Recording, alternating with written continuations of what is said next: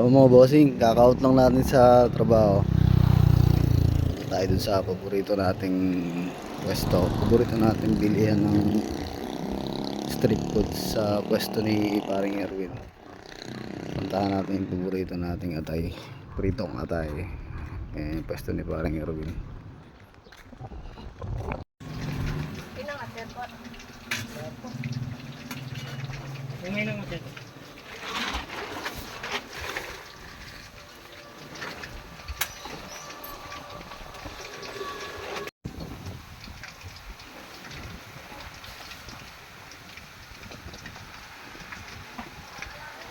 Anong posto?